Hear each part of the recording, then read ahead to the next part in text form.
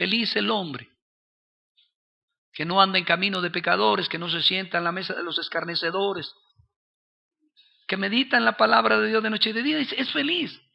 Y algo que añade es maravilloso, dice, todo lo que haga prosperará en su tiempo. Ahora bien, estamos viendo el Sermón del Monte y tenemos que puntualizar algunas cosas antes de meternos en la felicidad que vamos a tocar hoy. Hemos visto, todos los hombres buscan ser felices, pero equivocadamente añadiendo cada vez más desgracia a sus vidas. Para esta temporada la gente busca, por ejemplo, la felicidad en la comida, en las compras de regalos y en el alcohol y en la parranda. ¿Qué queda casi siempre después de estas navidades en el mundo impío? Y a veces, lamentablemente, en algunos familias creyentes. Problemas, desgracia. Que Cristo comienza el Sermón del Monte, hemos visto, indicándonos el camino para llegar a esa plenitud de felicidad. Es un crescendo, un término que se utiliza mucho en música. La parte suave, pero el crescendo no solamente tiene que ver en cuanto a la letra con la declaración más importante del salmo o del cántico, sino además la musicalización explota en homeostasis. Y en un sentido Dios nos quiere llevar, al referirse a sus discípulos, porque a los discípulos es los que le enseña el Sermón del Monte, por cierto que esto es incomprensible para los impíos, pero les muestra el camino hacia la felicidad. ¿Y cómo? Ellos, hablo de los discípulos, y nosotros los que hemos creído y hemos caminado parte de este camino, pero no nos habíamos dado cuenta que el Sermón del Monte describe el carácter que debe tener todo cristiano. Algunos teólogos en alguna época decían, particularmente en el ambiente católico, que era la descripción de una serie de santos especiales, dichosos estos y aquellos, y eran los que tenían aureola, de ahí que sacaron aureola para Pablo, para Pedro. Pero no es así. El Sermón del Monte, y eso incluye las bienaventuranzas, describen el carácter que debe tener todo verdadero cristiano. Pero también habla del reino de Dios no afuera, sino ¿dónde? No arriba, sino ¿dónde? Dentro de nosotros mismos. El Sermón del Monte es una descripción del reino en el fuero interior del creyente. Allí donde no puede entrar nada, ni el diablo rojo. ¿Saben lo que es el diablo rojo, no? Bueno, era de mi época, hace casi 40 años, cuando se tapaban las alcantarillas, se echaban diablo rojo y se destapan yo no sé cómo.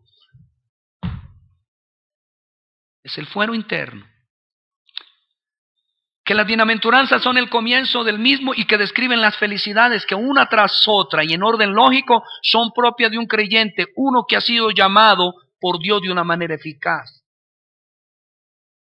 Es feliz al saberse pobre de espíritu porque de tal manera accede al reino de los cielos. Es feliz al llorar su condición espiritual porque es consolado, hay esperanza para él, hay salvación mediante la fe. Alguien, y no cualquiera, pero alguien ya pagó por su pecado. Es feliz porque los vituperios y aflicciones y vejámenes a los que se vea sometido como creyente son una gloriosa señal que la tierra será suya. Que estas felicidades no son naturales, lo vimos, sino que vienen por la gracia del Señor. Que las dos primeras, es decir, pobre de espíritu y llorar, tienen que ver con una actitud del creyente en sí mismo. Que la mansedumbre es una actitud que si bien proviene de sí mismo, es hacia los demás. ¿Cuánto lo recuerdan el sermón pasado? Y que éstas crecen en grado de dificultad y humillación. Nótenlo. Primero Dios nos dice, bienaventurados los pobres de espíritu. Ya sabemos que son aquellos que reconocen su inmundicia. ¿Cuánto lo recuerdan? Su maldad. Los que dicen, como Pablo dice, miserable de mí. Eso es una humillación. Nuestro yo siempre quiere oír que somos buenos, que somos... Yo recuerdo las discusiones matrimoniales cuando yo era impío, en el primer matrimonio del cual enviudé, y cuando yo no conocía a Cristo, pero también de otros matrimonios que yo conocía. Ella decía, yo soy buena, vaya a ver si consigue otra mejor que yo. No hagan eso, corren un riesgo. Siempre hay alguien mejor. Así que Hemos visto tres felicidades, y la primera es humillante. Yo tengo que aceptar que soy una especie de leproso. Isaías 1 nos describe que estamos podridos desde la corona de la cabeza hasta las plantas de los pies. Noten que ese es el camino a la felicidad. Allí empieza. Jesús les dijo, recuerden, estoy haciendo un resumen para los que quizá no oyeron las tres. Jesús les dijo, yo no he venido por sanos, porque uno de los problemas es sentirse sano. Pero este hombre que va que está empezando ya el camino de la felicidad, se sabe malvado, sucio y necesita ayuda. En segundo lugar, llora. Y también tiene que verse consigo mismo, pero es más humillante. ¿Por qué llora? Porque se le ve en el espejo de Dios. Esta mañana empezamos a ver los deleites de Dios basado en el libro de John Piper, que tiene el mismo título en su libro, y nos vamos a guiar por él. Pero note una cosa interesante. Cuando conocemos a Dios es cuando tenemos una idea de lo sucios que estamos. A veces sacan propagandas en la televisión comparando algunos blanqueadores, ¿lo han visto? Y pasan una camiseta amarillita. Si uno no viera sino esa camiseta, uno dice, esto es blanco. Pero luego pasan, y no es propaganda, aunque me van a dar comisión, pasan blancos. Y pasan otra camiseta más blanca y uno descubre que se puede ser mucho más blanco.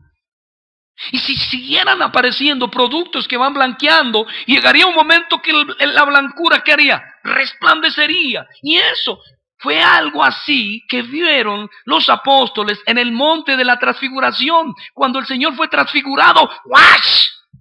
Como dirían los chicos, ¡wow! Se tuvieron que tapar la blancura, la santidad de Dios. Solo cuando un hombre está frente a Él puede saber su condición. Y este camino de la felicidad es un hombre que ya entró al reino porque se sabe pobre y que está llorando su condición. Pero es feliz porque va a ser consolado. Pero luego nos dice, felices los mansos. Y tiene que ver que al saber nuestra condición es más humillante, como dijimos, y para terminar esta introducción, lo dijimos la semana pasada. No nos es difícil ahora reconocer que somos pecadores. Uno dice, ¿cierto que usted es pecador? Sí, yo soy pecador, soy un malvado. Pero eso también lo dicen los impíos. Lo terrible es cuando otra persona no lo dice. Y en eso constituye la mansedumbre. Cuando tenemos un corazón enseñable, redarguible, y que no nos andamos defendiendo de todos y a todo momento, sino aún cuando argumentamos, lo hacemos en el amor de Cristo. Para decirlo coloquialmente, una persona no mansa, por contraste, es una persona soberbia que se toca por todo, no es enseñable, no oye, se cree buena.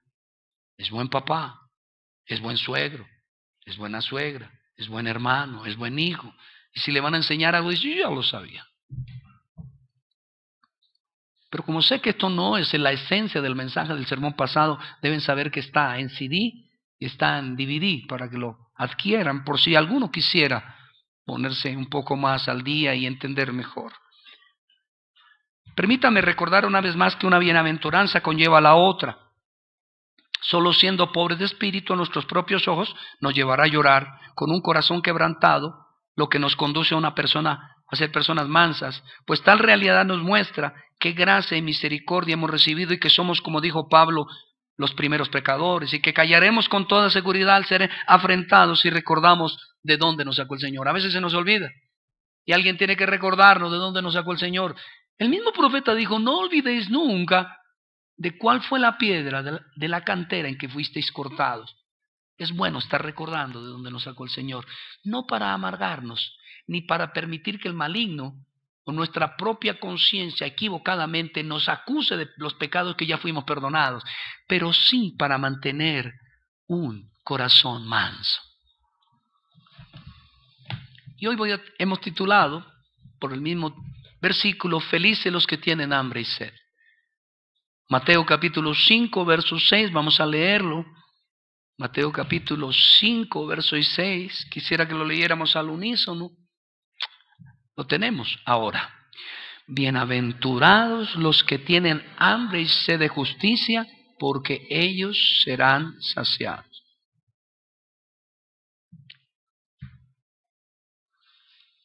Dije al comienzo que todo hombre busca la felicidad. Por eso el primer punto lo titulé En busca de la felicidad. Buscar la felicidad es bueno. Si usted, señora, señor, joven, no está buscando la felicidad, está mal. Alguien me preguntaba, pastor, usted un día dijo que todos los hombres adoran. Yo dije, así es. Pero pastor, yo entendía que los que adoran son los que han nacido de nuevo, los cristianos. Y le dije, está equivocado. El hombre cayó y si bien trastocó la imagen por su pecado de Dios en él, no ha perdido la totalidad de la imagen y mantiene muchas cosas, pero entre otras, muchas de las que mantiene un sentido de adoración. Por eso desde niños, los hombres, aún usted encuentra un grupo tribal por allá, que ya casi no hay, pero usted va y lo busca por allá en la Amazona perdida y lo encuentra adorando un pedazo de caucho, o adorando una pantera, o adorando un cabello, o adorando el ala de un avión que cayó alguna vez por allá. Por naturaleza el hombre debe adorar. Asimismo, todo hombre nació para ser feliz. Pero Jesús en esta bienaventuranza nos enseña el camino para alcanzarla. Quisiera que leamos Mateo capítulo 6, verso 33, que también pertenece al Sermón del Monte. ¿Qué es lo que dice Jesús allí en ese verso? Mas buscad primeramente el reino de Dios y su justicia, y todas estas cosas os serán ¿qué? Todo el mundo busca la felicidad. Pero Dios está diciendo, no busques la felicidad. Entre más la busques, es como querer en la ducha, muy mojados, con un jabón bien mojado, tratar de atraparlo en las manos. ¿Ha hecho ese ejercicio? Sobre todo cuando son ovalados. A mi hija le gusta jugar con eso. A Juanita, con el jabón. Toca entrar uno cuando la va a secar con la boca cerrada, no sea que termine comiendo jamón. Lo primero que está diciendo en este pasaje que acabamos de leer el Señor es, no busques la felicidad. No primeramente. Hay un camino que te conduce a la felicidad. El doctor Marty Lloyd Jones, quien antes de ser pastor y teólogo fue médico de profesión por muchos años, nos dice esto. De nuevo hemos dicho que el hombre impío procura la felicidad, pero lejos de la justicia. ¿Lejos de qué? Háblele de justicia al hombre impío y dice, ese es el puntico que no me gusta de los evangélicos. Me hablan de felicidad, se ríen, dicen que son felices, pero me ponen la justicia de por medio, me ponen la ley moral de Dios de por medio y a mí no me la nombre. Yo ¿recuerdan que dije esta mañana que había sido borracho? Muy borracho. Bueno, yo recuerdo que cuando empecé a acercarme al evangelio, yo le decía, lo único que no quiero que me prohíban es beber. Por eso no me gusta mucho el evangelio. Pero Dios dice todo lo contrario. Dice, para llegar a la ciudad llamada felicidad, permítame referenciarlo como si yo fuera John Bunyan y que pretendiera hacer una especie de novela. Para llegar a la ciudad de la felicidad hay que pasar primero por una ciudad llamada justicia. Eso es lo que está diciendo. Mire, volvamos a leerlo. Mas buscad ¿qué? Y todo lo que ustedes esperan, todos los que ustedes saben que los va a hacer felices, ¿qué va a pasar con eso? Va a llegar. Porque el problema de ustedes es que el deseo de felicidad está, pero por su pecado buscan los caminos cerrados. Y Jesús dijo en un pasaje paralelo, yo soy el camino y la verdad y la vida. Para llegar a ser feliz tienen que pasar por mí. Y cuando dice por mí, no es una cosa ahí metafísica que yo me meto, como algunos presumen, entro en la dimensión crística. ¿Han oído de eso? No. Lo que quiere decir sencillamente es que han de acogerse a la justicia que es en Cristo Jesús.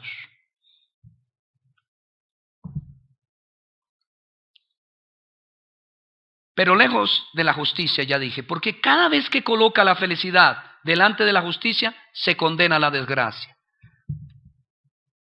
Por ejemplo, el hombre dice, amor, soy feliz contigo, no me importa lo que me pase. Y le pregunta, ¿y qué dice tu esposa? E inmediatamente el corazón se quebranta, se desgracia. Porque la felicidad sin justicia no es felicidad.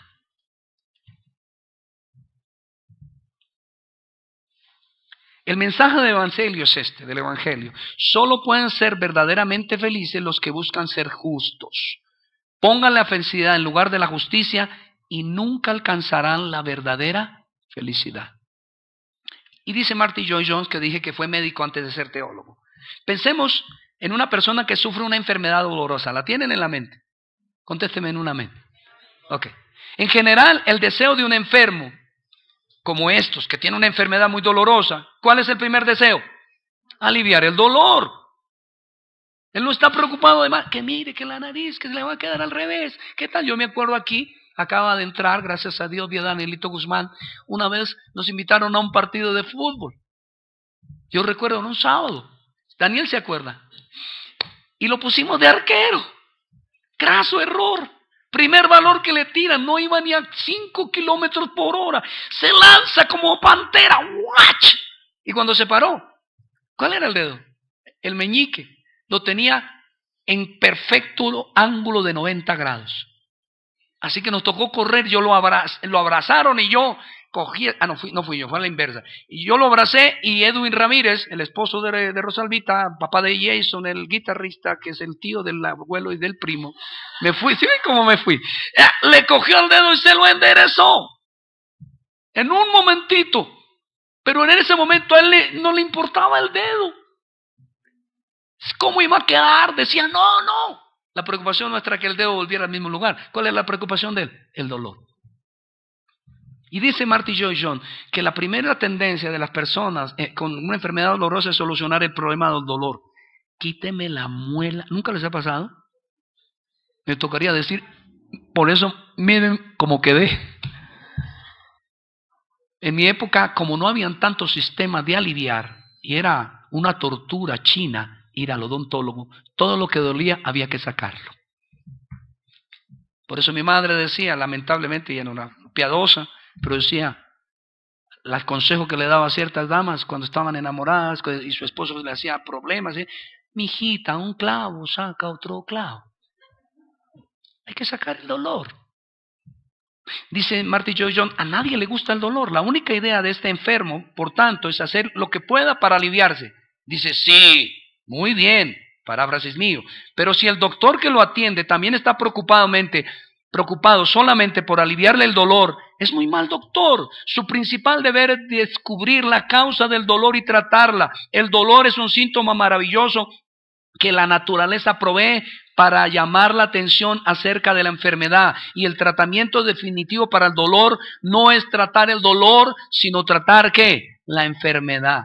Así pues, si un doctor trata solamente el dolor sin descubrir la causa del mismo, no solamente actúa contra la naturaleza, hace algo que es sumamente peligroso para la vida del paciente. El paciente quizá no sienta dolor, quizá parezca estar bien, pero la causa del problema sigue presente. Pues bien, esta es la necedad de la que el mundo es culpable. Dice, yo quiero verme libre del dolor, por tanto voy a ir al cine, voy a ir a beber o hacer lo que sea para olvidar el dolor, pero el problema es, ¿cuál es la causa del dolor, de la infelicidad y de la desgracia? ¿Cuál es? El pecado. Es que Laura no me quiere, dice Daniel, ya que lo cogí hoy. Hoy le tocó el turno. Pero si él revisa su corazón, se va a descubrir que podría tener un hogar perfecto si él ocupara el lugar que Dios dice que ocupa el hombre en la pareja. ¿Cuál es? Amad a vuestras esposas como Cristo amó a su iglesia. ¿La iglesia se porta mal? Gríteme.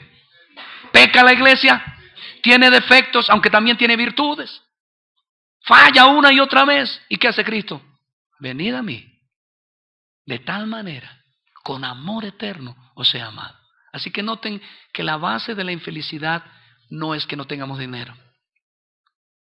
Podríamos cantar si entendiéramos bien las bienaventuranzas, con dinero o sin dinero, pero sigo siendo el rey. Porque eso es lo que dice Apocalipsis 1, reyes y sacerdotes. Y los reyes no son amargados, o no la idea del rey. Ok, entonces, lo que quiero cerrar en este primer punto es que Dios nos dice, busquen no la felicidad, busquen justicia. Y ese es el camino derechito a la felicidad. Por ejemplo, volviendo al matrimonio. Esposos, no seáis ásperos con vuestras esposas. Quiere decir, trátenlas justamente. Si nosotros cogemos, estoy poniendo un ejemplo en la conducta cristiana, si cogiéramos ese camino, ¿qué produciríamos en el corazón de la esposita? ¿Y qué traería para nosotros mismos? Por ejemplo, honrad a padre y madre. ¿Qué promete Dios si lo hacemos? Felicidad, vida larga. ¿Quién no quiere vivir hartos años? Póngase de pie. Señor, le toca ir a otro lado, estoy bromeando. ¿Quién no quiere tener vida próspera? Póngase de pie. Y el Señor dice, honra a tu padre y tu madre. Y hallarás ¿qué? Felicidad. Es decir, Dios está diciendo, la felicidad no debe ser un fin en sí mismo. Es un fruto de una vida en justicia. Segundo punto, el deseo de liberación. Jesús dice, felices los que tienen hambre y sed de justicia, porque ellos ¿qué? Serán saciados. Lo que está diciendo, dichosos los que tienen deseo de liberación. Porque Jesús dijo por allá, en un pasaje, invocando a Isaías 61, si mal no recuerdo, el Espíritu de Dios está sobre mí para dar libertad, ¿a quiénes? A los que están esclavos. Y en Juan capítulo 8, si mal no recuerdo, puedo equivocarme, pero creo que es Juan 8, dice en la Escritura que Jesús le dijo a los judíos que eran esclavos y se pusieron bravos. Y él dijo, el que hace pecado, esclavos del pecado. Así que lo que está diciendo las bienaventuranzas es, dichoso aquel que tiene deseo de liberación. Romanos 7:24. Es decir, ¿quieren ver un dichoso?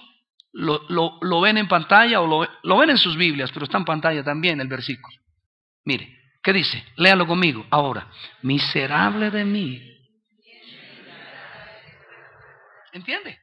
Primero es dichoso porque se da cuenta de su pobreza espiritual. Soy un malvado. Luego llora y es dichoso porque va a ser consolado. Luego dice que es dichoso porque entra a ser una persona mansa. Cuando uno se da cuenta que uno también tiene, uy, ¿qué tal yo tener lepra? Qué porquería. Y un día amanece leproso. ¿Cómo empieza a tratar a los demás leprosos? Mal de muchos. Pero luego dice, son felices cuando a más de estas bienaventuranzas empiezan a experimentar deseo de liberación. ¿Qué dice el apóstol? Miserable de mí. Soy un miserable. Pero no dice miserable en el sentido de temperamento, de carácter, sino de condición. Se siente atrapado, esclavizado por la inmundicia del pecado. Ve un mundo lleno de pecado. Ve todo contaminado por el mal. Y como dijo Isaías, no solamente tengo labios inmundos, sino que habito en un pueblo de labios inmundos. Y luego grita, ¿quién me librará? El deseo de liberarse del pecado y de todas sus manifestaciones. ¿Cuántos de ustedes, incluso los domingos, nosotros aprendimos a orar mucho y a tener mucho dominio propio el día de reposo? Hay mucha resistencia del enemigo y de nuestro propio pecado. Y muchas veces en la semana la relación con el cónyuge, con los hijos, le salen bolitas de amor. Pero el día de reposo, cuando nos vamos a levantar para alegría, aparece, apúrele, estoy de afán. Y el otro, y ella se demora y se hace 7 rulos, dice, ay no. Cambia de peluca y empieza a ponerse otro tipo de peinado, en fin. Y cuando nos damos cuenta, ¡guau! Y la gritamos, o nos grita, o maltratamos a nuestros hijos. La Biblia dice, no provoquéis a ir a vuestros hijos, pero ¿cómo pecamos constantemente en eso? Los maltratamos. Los que amamos a nuestros hijos debemos no presionar en aquello que la Biblia no nos dice que nos presionemos. Hay mucho consejo para nosotros como padres, tanto como los niños, los adolescentes, los jóvenes, los adultos, los hijos que ya se casaron. Hay tanto consejo, pero seguimos siendo Y por eso no hallamos la felicidad, porque no queremos hacerlo según justicia. Y no se puede hallar felicidad con injusticia. Entonces el deseo de liberarnos del pecado y de todas sus manifestaciones. ¿Cuántas veces usted está hallado en ira? Y al ratico, qué vergüenza. Nunca le pasó así. A mí hace bastantes años, gracias a Dios, me cerró un carro. Yo, un buen cristiano, lo cerré. Y él volvió a cerrarme y yo me cerré y lo dejé tan apretado que no había por dónde pasar. Y de repente se baja un hombre como de 2 metros de altura. Cada brazo era como las 2 piernas mías juntas y súmele 3. Y me puse pálido, návido. No solamente me avergoncé de mi cobardía, sino de mi ira, de mi contienda. Y quería liberarme. El creyente es alguien que no solamente en el momento de ir a Cristo experimenta esto, de hecho si lo está experimentando ya es salvo y va camino a la felicidad, sino que además no es un acto, sino es una actitud de toda la vida. El deseo de liberarse del pecado, ¿por qué? Porque este nos separa ¿de quién? El que tiene hambre y sed de justicia es el que ve que el pecado y la rebelión lo han apartado de Dios y anhela restaurar esa antigua relación, en la relación original de justicia en la presencia de Dios. ¿Cuál? La del Edén. Nuestros primeros padres fueron hechos justos en la presencia de Dios. ¿Cómo fueron hechos? Justos. Y a partir de su caída todos los hombres, ¿cómo nacen? Injustos. Entonces, ¿qué nos separa de la felicidad? La injusticia. ¿Y qué es lo que Dios dice? Buscad primeramente el reino de Dios. ¿Y qué? Y la felicidad vendrá. Críen a sus hijos, como la Biblia dice, y le darán felicidad y gozo. Hagan las cosas con las personas como la Biblia dice, y quizá en el momento parezca que no, pero en el tiempo verán la gloria de Dios en sus vidas. Porque tenemos un Dios amante del derecho, que aborrece el latrocinio del derecho. Tenemos un Dios justo y Él por su gracia nos ha justificado. Y esta palabra que menciona aquí es mucho más allá que justificado. Es algo intrínseco. Ahora, este feliz que va camino a la felicidad, no solamente ha sido dueño del reino, ha entrado a ser coheredero del reino, sino que además ahora ha sido consolado, además es manso y por lo tanto la tierra le pertenece, sino que además ahora quiere hacer las cosas con justicia, aún consigo mismo. Estoy en una dieta. Me hice mucho daño con el alcohol durante tantos años y vine a pagar las consecuencias ahora. Colesterol alto, ácido úrico. Y he estado juicioso con mi dieta. Ya pueden notar que tengo apariencia de modelo. Modelo 59. Pero modelo al fin. Pero más allá de la dieta, porque me siento enfermo, es que el Señor dice que mi cuerpo es templo de su espíritu. Y mi pasión por predicar la gloria de Dios ha ido creciendo. Y quiero cuidar mi cuerpo para que me dure muchos más años y poder hacer mayores cosas para la gloria y alabanza de Dios. Tengo que tratar mi cuerpo con justicia. ¿A usted le parece que comiéndose 3 marranos en estas Navidades?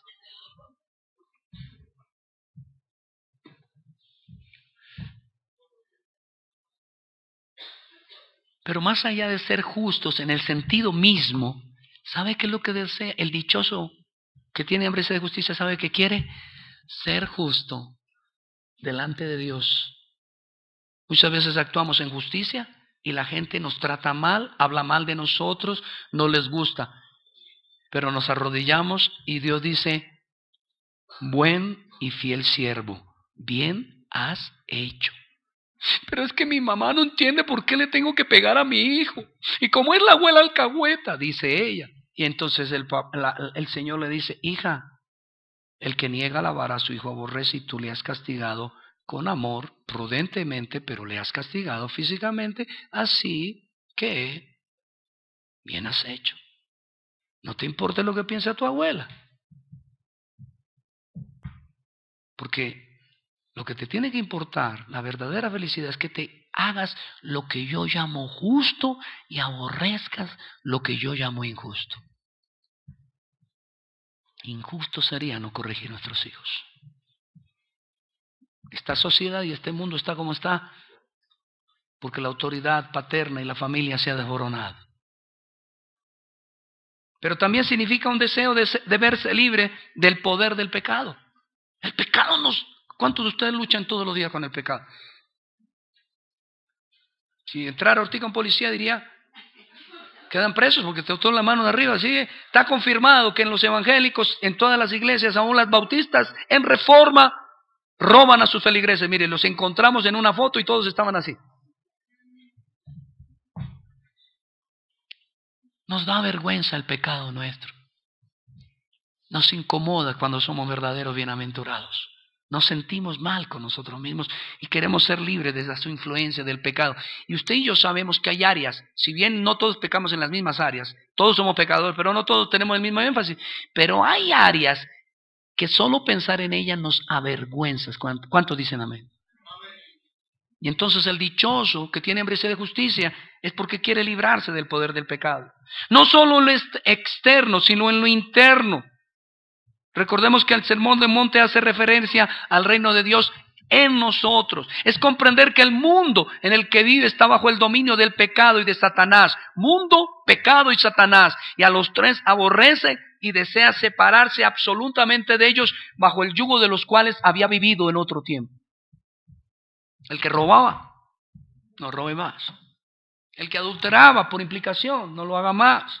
El que violaba la ley moral de Dios, no lo haga más. ¿Por qué? Porque va camino a la felicidad. Y el pecado que conlleva siempre, tristeza. Por favor, peque Ortica. Uy, pastor, esta iglesia no está. Y verá que viene. Tristeza. ¿Pero qué? Por eso es que dicen, a veces no entendemos toda la escritura, pero la Biblia dice que a su bendición no añade Dios ¿qué? Pero su bendición es concomitante. Ese término es claro. Va unido. ¿Qué otro sinónimo se les antoja? Es concordante con la justicia de Dios. La bendición y la justicia de Dios son inseparables. Señor, bendíceme en esta relación adúltera y yo te alabaré. ¿Y usted qué cree que Dios dice? Siempre la felicidad es el resultado de la justicia y la justicia está amarrada internamente, permítame el término, con las bendiciones del Señor. Bendición y justicia van juntas. Tercer punto, el deseo de ser como Cristo. Dichosos, felices, los que tienen deseo de justicia. ¿Por qué? Porque serán saciados. 1 Corintios 11:1. ¿Qué dice la Escritura? Sed imitadores de mí, así como yo de Cristo. El que tiene hambre y sed de justicia, ¿a quién se quiere parecer? A Jesús. A veces me dan celos con Jesús. ¿No me cree? Es más, hay maridos aquí quizá hoy, o hay maridos que no están aquí, que literalmente no quieren dejar ir a sus esposas a la iglesia porque usted se enamoró del pastor. Pero ellos saben que no es así. Están enamorados de otra persona. Mi esposa me trata muy dulce a mí. Casi siempre me golpea con una panela. Estoy bromeando. La panela es, para este video, es un producto muy made in Colombia, de caña de azúcar. Pero a donde le quiero llevar, mi esposa es muy dulce conmigo, muy especial. Y en un sentido, su gracia viene a mi vida, pero aquí dice en 1 Corintios 11:1, dice, sed imitadores de mí, así como yo de quién. Así como yo de quién. ¿Y qué es lo que está diciendo la Escritura? Que el deseo de un hombre que tiene hambre y sed de justicia es hacer las cosas que hace ¿quién? Cristo. Dije que tenía celos de mi esposa, porque ella me trata muy dulce, pero nunca es tan tierna y tan amorosa como cuando está arrodillada hablándole a Jesús. Créamelo. Ella ama a Jesús. Así que hay momentos en que yo digo, Señor, yo quisiera ser como tú. Pero obviamente no lo voy a alcanzar. Él siempre será Dios, yo criatura. Pero estoy tratando de ilustrar que el que tiene hambre y sed de justicia quiere ser semejante a Cristo. ¿En qué? En su justicia. ¿En qué pecó Jesús? ¿A quién ofendió Jesús? ¿A quién afrentó? Porque él sí confrontó y amonestó, pero ¿a quién ofendió en términos pecaminosos? A nadie. Todas sus acciones, ¿cómo eran? Bondadosas, misericordiosas, generosas, tiernas. No era irascible. No se tocaba por todo. ¿Se acuerdan lo que vimos en mansos? En los mansos. No se tocaba por cualquier cosa. Y eso es lo que está diciendo. Mire lo que dice Mateo 5:6. Bienaventurados los que tienen hambre y sed de justicia, porque ellos serán saciados. ¿Cierto? Eso es lo que dice. ¿Estamos bien? Estamos en ese pasaje, ¿verdad? Ese estaba en orden ahí. Lo metimos ahí en ese mismo orden. Ok, entonces quiere decir es que se me borró aquí. Gálatas 4:19 lo metí allí por esta razón. Queremos ser semejantes a Cristo. Y Pablo entiende esa realidad. Y cuando ve a los Gálatas como retrocediendo en su fe, entre comillas, porque les dice, ¿qué tipo de evangelio les trajeron? No hay otro evangelio. ¿Quién os fascinó? Gálatas, ¿qué? Insensatos.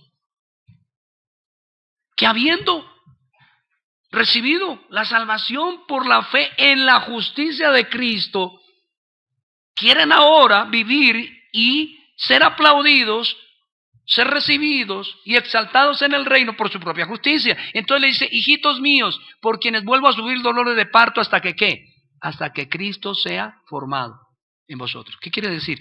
Que el camino a la felicidad es un crescendo en parecernos cada día más ¿a quién? A Cristo. Conozco a un pastor, tenía una profesora de inglés, y la profesora de inglés se enamoró de él.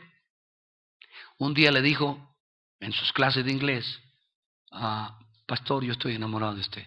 Ese pastor se paró, fue a la secretaria y le dijo, a subir a mi esposa. La esposa subió, entró a la oficina, él la sentó al lado, le dijo, por favor, hermana, repítame lo que me dijo delante de mi esposa. Y ella le repitió con voz trémula, que estoy enamorado del pastor, ya no dijo de ti. Y ella le dijo, hermana, yo no creo que usted esté enamorado de mi esposo. Yo creo que usted está enamorada de lo que él tiene de Jesús. Usted ve, lo bueno que él tiene es Cristo mismo. Yo creo que usted está enamorada del Jesús que hay en mi esposo. ¿En qué terminó todo? ¿Se divorciaron? No, me estoy bromeando. Entonces, siempre la malicia indígena ahí que se resume en pecado, pero lo importante, hermanos, es que ese es el deseo verdadero de uno que es dichoso. Desea verse libre del yo. ¿Qué cita sigue? Porque aquí se me trastocó. Hay otra cita y inmediatamente me la pasas, por favor. Gracias, dejémoslo ahí. Desea verse libre del yo.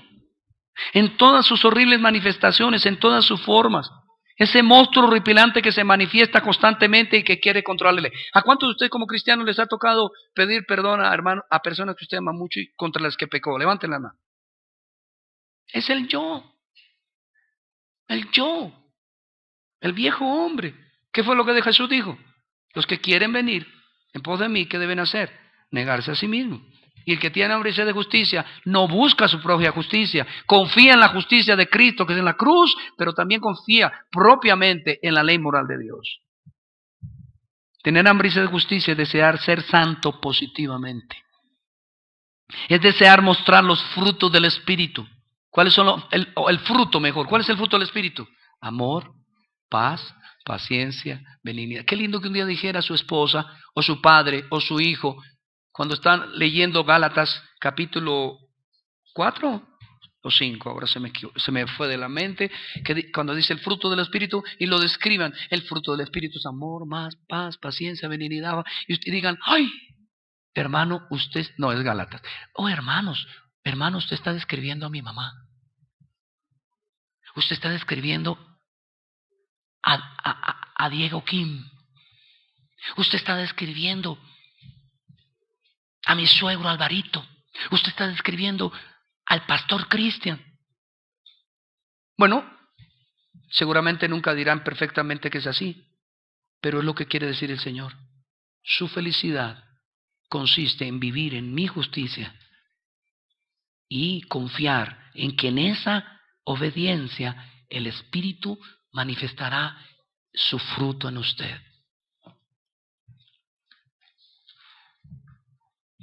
Significa que el deseo supremo, dice otra vez Joyce Jones, que uno tiene en la vida es conocer al Padre y vivir en intimidad con Él, andar con Dios Padre, Hijo y Espíritu Santo. Nuestra comunión, dice Juan, verdaderamente es con el Padre y con su Hijo Jesucristo. También dice Dios es luz y no hay tinieblas en Él. Estar en comunión con Dios quiere decir andar con Dios Padre, Hijo y Espíritu Santo en la luz, en esa pureza, en santidad benditas. El que tiene hambre y sed de justicia es el que anhela esto por encima de todo. A fin de cuentas no es nada más que un anhelo y deseo de ser como el Señor Jesucristo. Miremoslo, contemplemos lo que los evangelios dicen de Él, contemplémoslo en la tierra encarnado, veámoslo en su obediencia a la ley santa de Dios, veámoslo cómo reacciona frente a otros, en su amabilidad, en su compasión, en su sensibilidad, veámoslo en sus reacciones ante sus enemigos y ante todo lo que le hicieron. Ahí está la imagen, y ustedes y yo, según la doctrina del Nuevo Testamento, hemos nacido de nuevo y hemos sido hechos otra vez según esa imagen y semejanza. El que por tanto tiene hambre y sed de justicia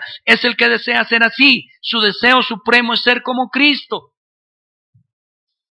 Hablé demasiado rápido, pero solo quiero decir esto para concluir este párrafo. Hambre y sed de justicia es querer ser el nuevo hombre que la Biblia dice que yo soy. Porque la Biblia dice que si alguno es en Cristo, nueva criatura es, y las cosas viejas. Cuarto punto. El que tiene hambre y sed de justicia es consciente de su necesidad.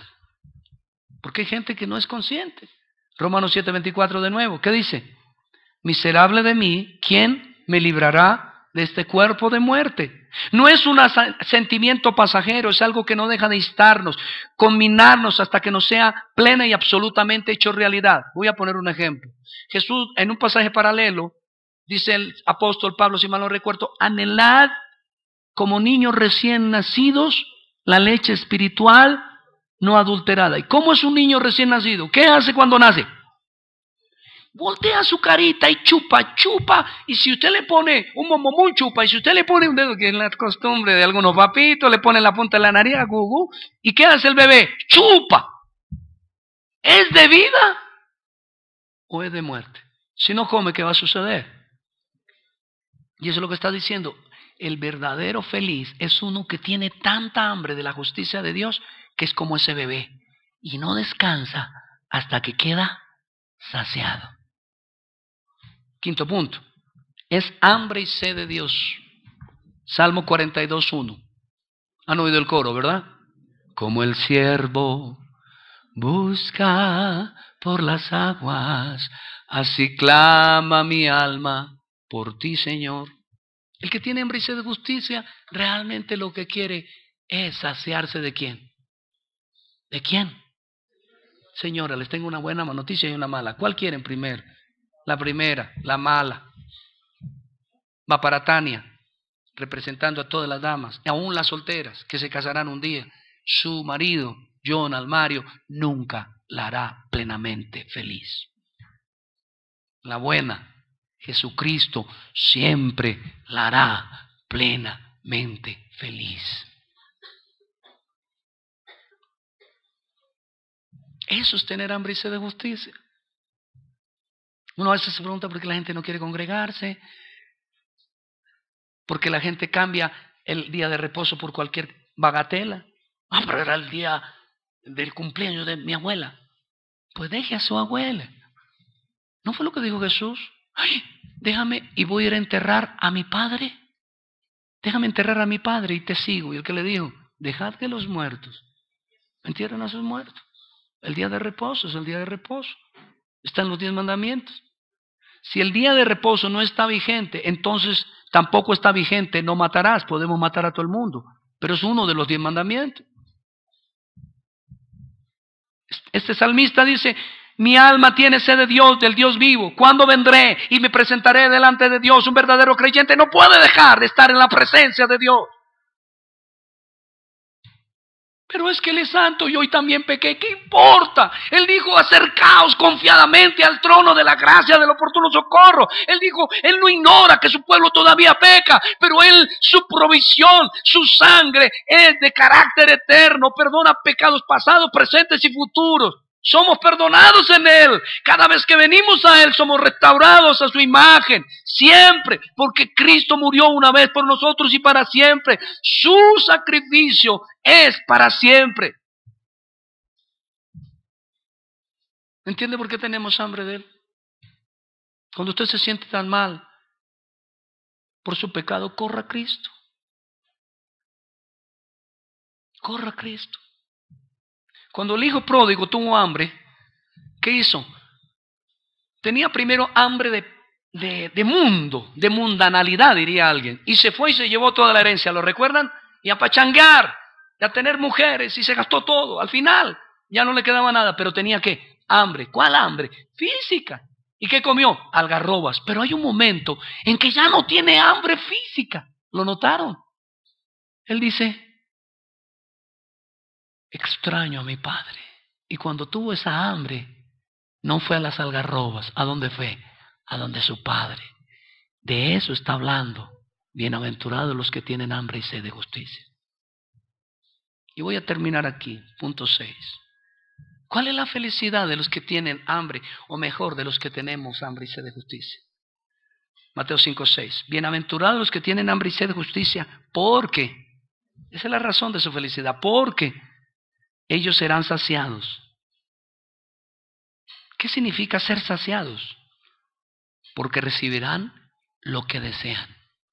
¿Qué quieren? Perdón. ¿Qué quieren? Paz. ¿Qué quieren? Gozo que proviene de la redención. ¿Qué quieren? Comunión. ¿Qué quieren? Verse íntegros delante de Dios. ¿Qué quieren? Ser felices plenamente. Por eso el adúltero, el borracho, el avaro, el idólatra, nunca es feliz, porque eligió el camino de la injusticia. Y el camino de la injusticia lleva a otra ciudad llamado la ciudad de la desgracia, de la ausencia de paz. ¿Me hago entender, hermanos? Así que, en síntesis, otra vez ese término, no, en resumen, algunos teólogos capturadores de palabras pueden decir que estoy hablando de la teología de la síntesis. No, en resumen, estas 4 bienaventuranzas hasta acá hablan del evangelio de la gracia. En todas las 4 felicidades, ¿qué tenía para ofrecer o para hacer por sí mismo el pecador? Nada. Pero se le regala el reino de los cielos, se le consuela, se le da la tierra por heredad y es saciado. ¿Y qué tuvo que hacer? Solo venir y presentar su inmundicia, su pecado, su desgracia, su tristeza delante de un Dios misericordioso. El cristiano debería saber que sus pecados son perdonados. No debería buscar esto, sino saber que ya ha sido perdonado.